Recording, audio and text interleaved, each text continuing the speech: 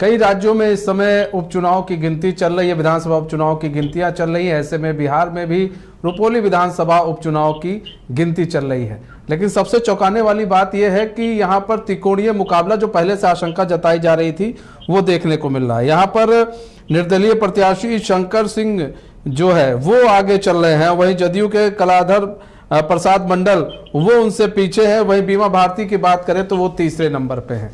तो अब 6 राउंड तक तो कहीं ना कहीं जेडीयू जो है वो बढ़त बनाए हुए थी और निर्दलीय प्रत्याशी जो शंकर सिंह थे वो दूसरे नंबर पे थे, बीमा भारती तीसरे नंबर पे थी। लेकिन अब जो है निर्दलीय प्रत्याशी शंकर सिंह ने जो है बढ़त बना ली। हमारे साथ हमारे संवाददाता भी जुड़ चुके हैं, हमारे साथ विवेक जुड़ चुके हैं इलेक्शन कमीशन से सीधा, और हमारे साथ अविनाश जुड़ चुके हैं हमारे संवाददाता आरजेडी कार्यालय से। तो सबसे पहले हम रुक विवेक आपका कर लेते। विवेक, अभी क्या स्थिति है, कितने राउंड तक की गिनती हो चुकी है, अभी कौन आगे चल रहा है? जी बिल्कुल मनीष, अभी 9वें राउंड के जो है वो खत्म हो गई है और 9वें राउंड में जो बढ़त है निर्दलीय प्रत्याशी जो शंकर सिंह है वो बढ़त बना दी है। वो जो 4239 वोटों से आगे चल रहे हैं। उसके साथ साथ जो छठे राउंड तक था, छठे राउंड तक जो कलाधर मंडल थे वो आगे चल रहे थे। कलाधर मंडल जो है अब पीछे हो गए हैं 9वें राउंड के बाद। और ऐसे में बीमा भारती का जो कही जाए तो कहीं नामो निशान नहीं है। तीसरे नंबर पर बीमा भारती चली गई है। जो ऐसे में जो इलेक्शन कमीशन के जो 9वें राउंड के कुल 12 राउंड के होने हैं और जो इलेक्शन कमीशन के जो सामने जो स्क्रीन लगाया गया उसमें तमाम जो बताया जा रहा है कितने वोटों से लीड कर रहे हैं और कौन से प्रत्याशी आगे चल रहे हैं, कौन से प्रत्याशी चल रहे हैं, सारा बताया जाएगा। लेकिन जो फर्स्ट जो छठे राउंड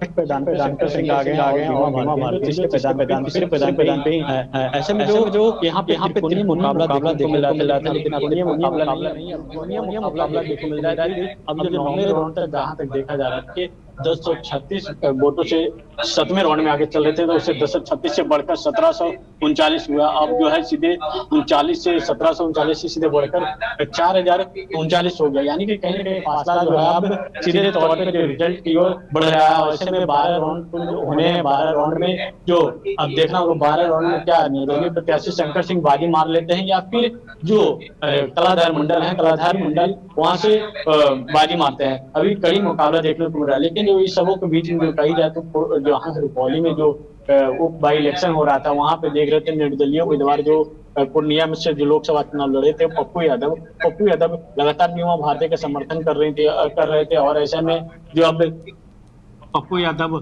कही जाए तो बीमा भारती का कहीं नामो निशान नहीं देखने को मिल रहा। और ऐसे में साफ तौर पर जो कही जाए तो ये जो है शंकर सिंह जो है निर्दलीय प्रत्याशी वो अब आगे चल रहे हैं। निर्दलीय प्रत्याशी देखना हुआ कि 3 राउंड और बच गए हैं। 3 राउंड में क्या आगे क्या कुछ होती है। मतलब 9 राउंड की गिनती हो चुकी है। अविनाश, आपका अविनाश यहाँ पर देखिए सवाल ये अविनाश की यहाँ पर 9 राउंड की गिनती जो है वो खत्म हो चुकी है, अभी 3 राउंड और बाकी हैं। ऐसे में कहा जा रहा है जो निर्दलीय प्रत्याशी है शंकर सिंह वो जो है वो 4000 के लगभग वोटों से ज्यादा वोटों से आगे चल रहे हैं। और यहाँ पर जेडीयू जो है वो दूसरे नंबर पर है, बीमा भारती का दूर दूर तक नामो निशान नहीं, यानी कि तीसरे नंबर पर है। तो कहीं ना कहीं निर्दलीय प्रत्याशी जिस तरह से बढ़त बना रहे हैं तो क्या समझा जाए कि भरोसा अब लोगों को निर्दलीय प्रत्याशियों पर ज्यादा हो रहा है? अभी तक फिलहाल हार जीत का फैसला नहीं हुआ है। नहीं देखिए बिल्कुल मनीष, और इससे पहले अभी हमने जो 7वें राउंड तक जो वोटिंग हुई थी उसको लेकर तुरंत अभी हमने जेडीयू के प्रदेश अध्यक्ष उमेश कुशवाहा से बातचीत की थी। और उन्होंने कहा क्योंकि जिस तरीके से लगातार जेडीयू के कई मंत्री और नीतीश कुमार के काफी बेहद करीबी मंत्री कल तक दावा कर रहे थे कि वहां नीतीश कुमार के नेतृत्व में कलाधर मंडल को ही वोटिंग मिलेगी। हालांकि अभी भी कलाधर मंडल दूसरे नंबर पर है। और देखिए सबसे दिलचस्प बात है और सबसे हैरानी वाली भी बात है कि बीमा भारती जो आरजेडी की कैंडिडेट है और लगातार वहां से वो विधायक रही है और 4-5 बार विधायक रहने के बाद इस बार जब पूर्णिया से उन्हें टिकट मिला था सांसद का, उसके बाद वहां से वो हारी और निर्दलीय वहां पप्पू यादव जीते। और फिर इस बार लालू प्रसाद यादव ने भरोसा जताते हुए रुपौली बाई चुनाव में उनको जो है टिकट दिया और बीमा भारती सबसे पीछे चली गई। और यही सबसे हैरानी करने वाली बात है। और इसलिए इस वक्त हम आरजेडी के प्रदेश कार्यालय में करें और ज्यादा हम विश्लेषण नहीं करें उससे पहले जो आरजेडी के मुख्य यहाँ पर प्रवक्ता हैं आरजू खान जी, उनसे बात कर ले जो बीमा भारती को लेकर क्या कहेंगे। लगातार दावे किए जा रहे थे बीमा भारती वहां पुरजोर बहुमत से आगे रहेगी, वहां विधायक भी लंबे समय तक रही, और अभी अचानक से एकदम पीछे उनका ग्राफ है, वोटिंग में सबसे नीचे है, क्या कहेंगे? देखिए, सबसे पहले तो जो जनता ने हमें जनादेश दिया है उसको हम कबूल करते हैं, क्योंकि हम लोगों का हमेशा लोकतंत्र में ये मानना है कि जो जनता होती है वही लोकतंत्र में जनता मालिक होती है।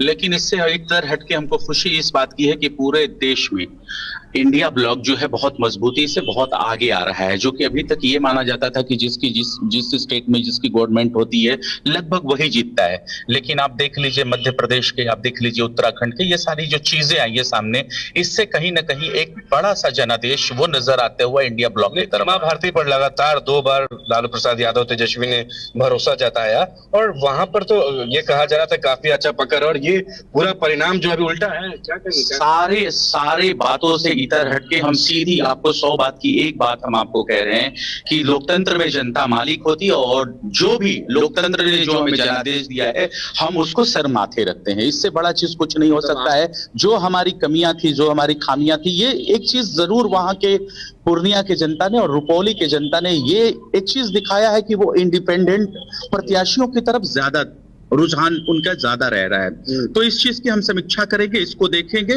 लेकिन जो जनादेश, जो पूरे देश में जो जनादेश मिला है इंडिया ब्लॉक के लिए, वो बहुत अच्छा साइन है। लेकिन कहाँ, आपको क्या लगता है रुपौली में आखिर जो बीमा भारती का जो दावा था कल तक परसों तक भी, तो कहाँ चूक हुई? अभी इतना जो पीछे चल रही है बीमा भारती, और जो रुपौली में ये कहती थी कि जनता के लिए लगातार हम काम किए हैं लंबे समय से, तो फिर हम इसकी जो है बैठ के समीक्षा करेंगे, और समीक्षा के बाद इसके बारे में भी हम बताएंगे।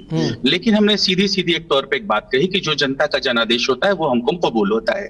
लेकिन बहुत बड़ा साइन है, बहुत बड़ा साइन है, बहुत बड़ी विक्ट्री है इंडिया ब्लॉक की, और उसके लिए आप सब लोगों को मैं धन्यवाद और आभार करता हूं, और पूरे देश की समस्त जनता का मैं आभार करता हूं कि इंडिया ब्लॉक को पूरे देश चुनाव आयोग पर भरोसा है ना? अब तो चुनाव आयोग पर भरोसा है, आयोग पर तो भरोसा है ना। देखिए, हमको ईवीएम पे न कल यकीन था ना आज यकीन है। हम ईवीएम के खिलाफ कल भी थे और आज भी हम खिलाफ हैं। अगर हम बिहार की सत्ता में आ गए या फिर देश की सत्ता में आ गए, उसके बाद भी ये हमारा बुनियादी जो सवाल है वो सवाल हमेशा जिंदा रहेगा ईवीएम को लेके।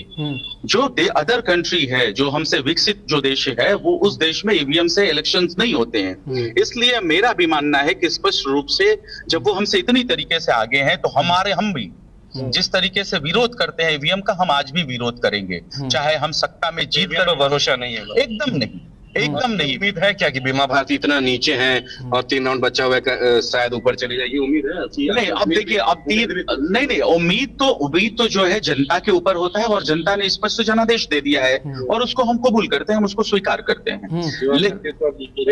अब तो 3-4 राउंड बचे हुए हैं, और मुझे नहीं लगता है, लेकिन ये एक तरह से स्पष्ट जनादेश आ गया है रुपौली का कि वो निर्दलीय प्रत्याशियों के ऊपर ज्यादा यकीन दिखाती है। इसकी हम बैठ के समीक्षा करेंगे, लेकिन सबसे जो एनर्जेटिक समीक्षा होगी, एकदम क्यों नहीं, हम हर चीज पे हम समीक्षा करते हैं, हमारी समीक्षा बैठक होती है, हम करेंगे। लेकिन सबसे बड़ा जो साइन है कि जो देश में जो सत्ता पे मौजूद है, उस सत्ता की हम लगातार जो है कुर्सी का जो है डंडा हिलाने का हम काम कर रहे हैं। और ये उपचुनाव इस चीज को दर्शाता है। उपचुनाव को किस तरह से देख रहे हैं? ये उपचुनाव, यहाँ पर तो उपचुनाव कहीं ना कहीं बीमा भारती हार रही है, तो यहाँ तो कमजोर हो गई ना इंडिया अलायंस।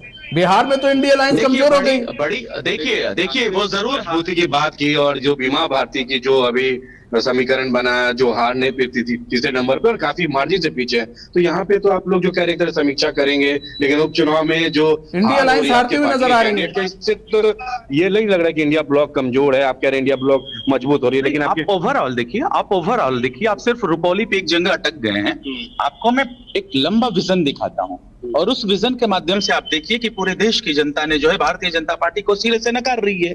यहाँ तक कि वो तीसरी बार जो है देश की सत्ता में जरूर बैठ गए हैं, लेकिन जनादेश एकदम स्पष्ट बता रहा है कि जनादेश नरेंद्र मोदी जी को नहीं मिला है। और उस तरीके से जो है देश की जनता आगे बढ़ रही है, इंडिया ब्लॉक को मजबूत कर रही है। हम तो लगातार कह रहे हैं। नहीं, तो टीएमसी तो जहां पर टीएमसी है वहां पर टीएमसी आगे चल रही है, ये भी तो देखिए ना। अगर बंगाल की बात करेंगे तो टीएमसी आगे है, जनादेश दिया है, हम उसको सर माथे यूपी में बात करेंगे तो बीजेपी आगे चल रही है।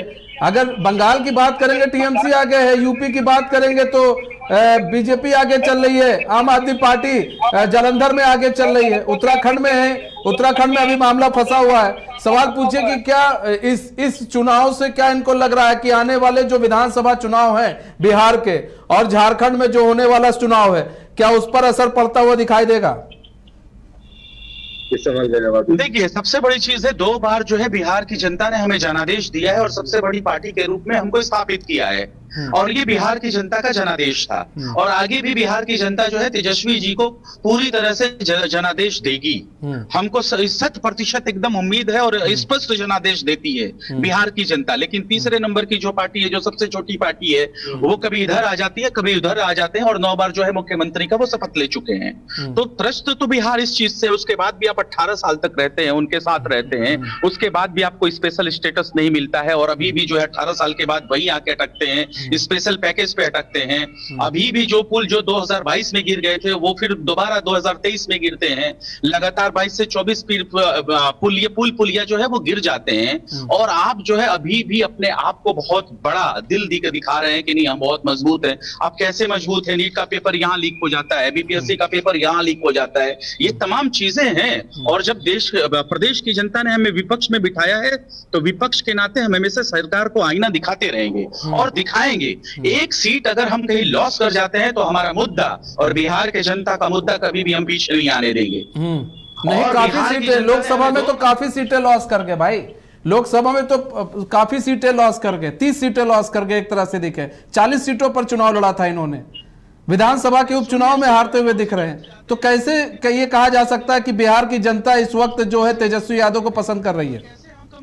तेजस्वी यादव ने कहा कि कमजोर तो तेजस्वी ने 2 दर्जन सीट लाने की उम्मीद रखी थी, हम उनका अपेक्षा थी। देखिए, अपेक्षा जरूर रहती है, हमारे नेता ने बहुत मेहनत भी किया, ये सारी तो प्रदेश की जनता ने देखा। लेकिन सबके बाद हम तो बार बार कह रहे हैं ना कि जो जनता का जनादेश होता है वो हमारे सर माथे होता है, और हम उसको कैसे बरगला सकते हैं। और हम शून्य से थे, पूरे बिहार की जनता का हम आभार व्यक्त करते हैं, उनका हम हार्दिक अभिनंदन करते हैं कि हमको 0 सीट से वो 9 सीट तक इंडिया ब्लॉक को लेके गए, और हमें 4 सीटें देने की काम की। तो हम पीछे कहाँ हैं? पीछे तो वो है जो 39 सीट के बाद भी, इतने बड़े बड़े मंत्रालय लेने के बाद भी, आज केंद्र में 8 मंत्री बन जाने के बाद भी, वो क्या स्पेशल स्टेटस दिला पाएंगे बिहार को? स्पेशल पैकेज दिला पाएंगे, या 18 साल से सिर्फ ये जुमला ही रहेगा? सारे लोग नेता कहते हैं एनडीए के, लेकिन क्या उसको वो पटल पे उतरवा पाएंगे? 27 जुलाई को जब वो आएगा, बजट दिवस जब आएगा, बजट जो पेश करेंगी निर्मला सीतारमन, क्या बिहार को स्पेशल पैकेज मिलेगा, स्पेशल स्टेटस मिलेगा? बात इस चीज की होनी चाहिए, और उस चीज के लिए हम लोग प्रतिबद्ध हैं, क्योंकि बिहार की जनता ने हमें ये दिया है कि आप जो है सरकार में बैठे हुए लोगों से आप सवाल जवाब करिए, हम सवाल जवाब करेंगे। रुपौली को लेकर आखिरी बार सवाल करेंगे, लेकिन हमने भी कई बार इस चीज को लेकर अपनी पार्टी के कई बड़े बड़े नेताओं से बातचीत की थी, और उन्होंने ये साफ आंख बंद कर भरोसा जताया था कि रुपौली में उनकी जीत होगी। लेकिन जो अभी परिणाम सामने आ रहे हैं, तो क्या लग रहा है कहां पर चूक हुई होगी, कैसे पार्टी अब इसको देखेगी? क्योंकि रुपौली अपने लिए काफी हॉट सीट था, इसलिए दूसरी बार बीमा भारती को वहां टिकट दिया गया था। देखिए, इस चीज की जो है हम समीक्षा करेंगे।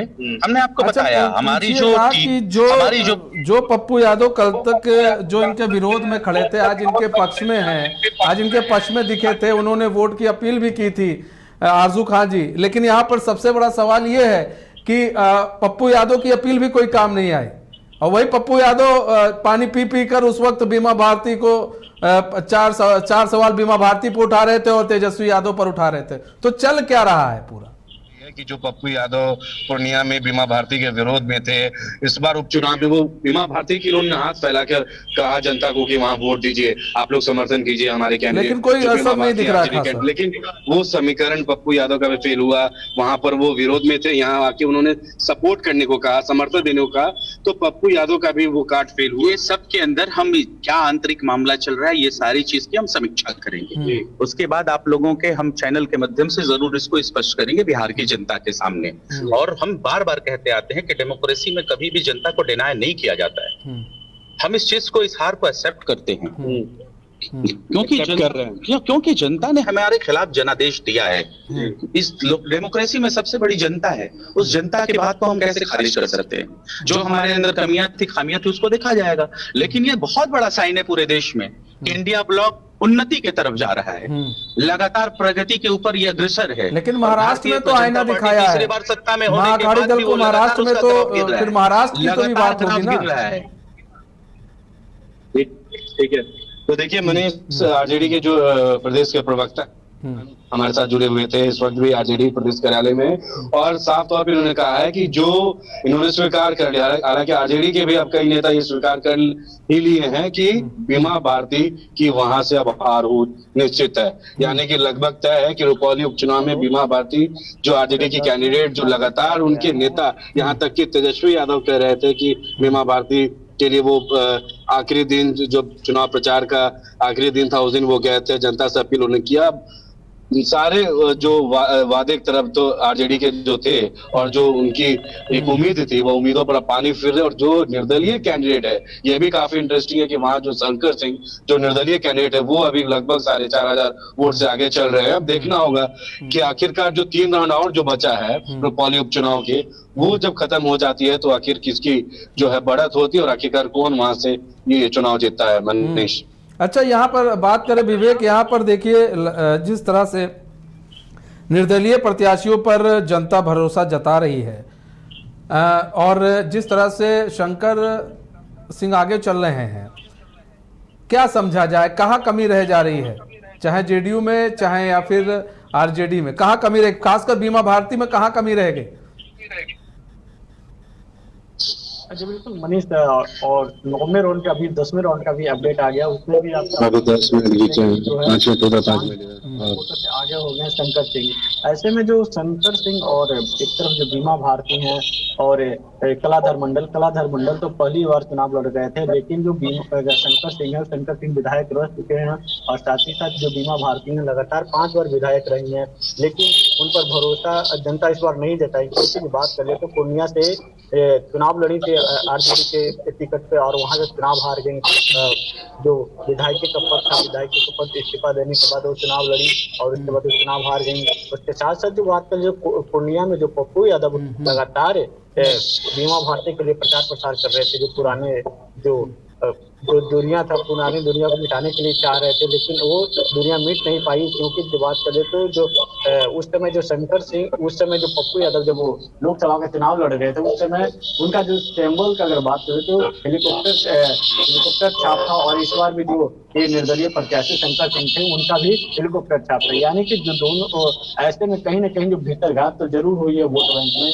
ऐसे में लोग किस तरीके से जो एनडीए गठबंधन हो और साथ ही साथ इंडिया गठबंधन हो किस तरीके से समीक्षा करती है, ये तो वक्त बताएगा। लेकिन जो इसका जो अच्छा खासा जो असर पड़ेगा तो आगामी जो विधानसभा चुनाव होने हैं बिहार में, और इसके साथ साथ जो झारखंड में चुनाव होने हैं उस पर असर पड़ेगा। इसके साथ साथ बात कर लिया तो जो लगातार जो कलाधर मंडल और जो सीट है जेडीयू के कब्जे में रहेगी 2000 ईस्वी से लगातार वो सीट कब्जे में, अब जेडीयू के कब्जे में रहकर वो निर्दलीय उम्मीदवार शंकर सिंह के कब्जे हाथ में चले गए। ऐसे में जो बीमा भारती लगातार दावा कर रहे थे कि हम वहां से चुनाव जीत रहे हैं, और पिछले जब लोकसभा चुनाव हुआ था उस समय लोकसभा चुनाव में भी वो जो अपने विधानसभा जो क्षेत्र है जो रुपौली से बीमा भारती का जो काफी मार्जिन से वहां से तो चुनाव हार गए, लेकिन काफी मार्जिन अपने जो विधानसभा सीट है विधानसभा सीट पर नहीं ला पाई। यानी कि कहीं ना कहीं जनता सब कुछ समझ चुकी है कि किसको जिताना और कौन हमारे भलाई के लिए काम करेगा। ऐसे में जो सिंपैथी वोट बैंक है वो शंकर सिंह के प्रति गया है, और शंकर सिंह लगातार लोगों के लिए सामाजिक काम हो और उसके लिए लगातार खड़ा रहते थे, और साथ ही साथ जो किसी को भी रात में अगर किसी भी प्रकार की परेशानी हुई तो उसको लिए हमेशा वो तत्पर खड़े रहते थे। अब लेकिन अब जो है उनके प्रति तो अब जो लोगों का रुझान तो देखने को मिला, लेकिन अभी 2 राउंड और बाकी है। 2 राउंड के बाद पता चलेगा कि आखिर रुपौली किसके हाथ में जाता है, चाहे निर्दलीय। जब तक 12 राउंड की गिनती नहीं शुरू हो जाती है तब तक हम कुछ नहीं कह सकते। फिलहाल जो निर्दलीय प्रत्याशी शंकर सिंह आगे चल रहे हैं, जदयू के कलाधर प्रसाद मंडल जो है वो दूसरे नंबर पर है, और बीमा भारती की बात करें तो तीसरे नंबर पर चल रहे। बहुत बहुत धन्यवाद अविनाश और विवेक हमारे साथ जुड़ने के लिए और तमाम जानकारी साझा